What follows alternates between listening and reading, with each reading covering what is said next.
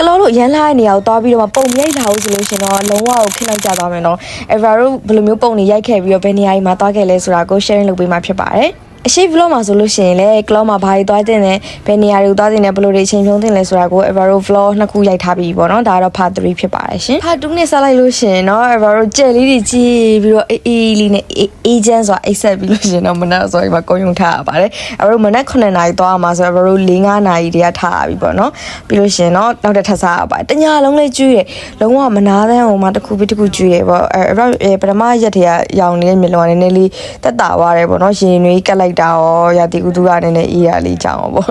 ပြီးတော့နေလေးကလည်းဆူဆူလေးနဲ့အဲ့မုံစုံမနဲ့အဲ့တော့မှဒီစံပြုတ်လေးကလည်းအရန်ကောင်းတယ်ကိုကအီချာကွင်းနဲ့ပဲစားမလားကိတ်မုံလေးနဲ့ပဲစားမလားအကုန်လုံးရှိရပေါ့နော်ပြီးလို့ရှိရင်မနက်စောစီစီလေးတိတိဘယ်လိုကောမလဲလေးတင်းနံလေးနဲ့ဟိုမှာပေါ့နော်အဲ့လိုတောင်တွေကိုလည်းမြင်နေရတယ်ဒီကူကလည်းအေးစိမ့်စိမ့်လေးနဲ့အဲ့လိုလေးထိုင်ပြီးရှူကင်းလေးကိုကြည့်ပြီးစားရတာအရန်ကိုမှစိတ်ချမ်းသာဖို့ကောင်းတယ်လုံးဝ slow life ဆိုတဲ့အဓိပ္ပာယ်ကိုရရပေါ့နော်တခြားလေးထိုင်ပြီးစိတ်ငြိမ်းချမ်းစွာနဲ့နေလို့ရတယ်အချိန်မှာ Eva တော့တိတ်မငြိမ်းချမ်းတော့အရန်အေးချမ်းတာများပါဆိုတော့နည်းနည်းနောက်ကျပါလို့ဆိုပြီးဟာပုံရိုက်ဖို့နည်းနည်းလိုသေးတယ်ဆိုပြီးဟာဟိုဟာတွေပြေးဖို့တရားတွေပြေးဖို့နဲ့ပေါ့နော်နည်းနည်းပါဟိုပုံလေးရိုက်ဒီပုံလေးရိုက်ဗီဒီယိုလေးရိုက်ပြီးလုပ်တယ်ပေါ့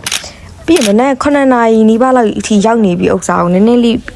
တော်လေးအေးသေးရပေါ့နော်အားကြောင့်မလို့မီးပုံလေးကိုလည်းနည်းနည်းလေးခံလိုက်သေးရပြီးတော့ဟိုဘက်ကြီးဒီဘက်ကြီးနဲ့နည်းနည်းလေးခဏကချွေးထွက်လာပြီဆိုတော့မှအဘတို့သွားဖို့အတွက်အထုပ်တွေပါတယ်ဒါပေမဲ့အထုပ်တွေကအဘတို့မိုးလင်းနဲ့ကပြင်လိုက်တာပိုကောင်းတယ်ပေါ့နော်ဒီနေ့တော့လို့ရှင်အဲ့တော့မှကိုလှုပ်ချင်တာတွေလှုပ်ပြီးတော့မှတခါတည်းတည်ပြီးသွားလို့ရမှာပေါ့ဒါကတော့သူ့ရဲ့ Nirvana campsite လို့ခေါ်တယ်နဲ့ဒါပြန်ပါပြီဒါကတော့သူ့ရဲ့မနက်ပိုင်းရှူခင်းပေါ့နော်သူကနေတော်လေးကိုလင်းတယ်ဒါပေမဲ့ရာသီဥတုကအေးစိမ့်စိမ့်လေးရှိတယ်ကိုကအနွေးရမ်းချမ်းတဲ့လို့ရှိရင်အနွေးတွေများယူပေါ့နော်လမ်းကတော်တော်ကြီးရှောက်ရတယ်ပထမ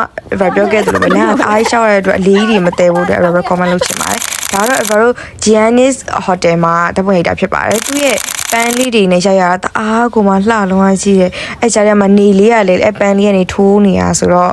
တော်တော်လှတယ်ပေါ့နော်အကယ်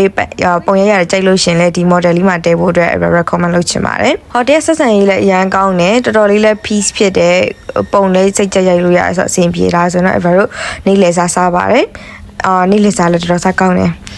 pasta နဲ့ဘာနဲ့လဲမသိမေ့အောင်မေ့ပါ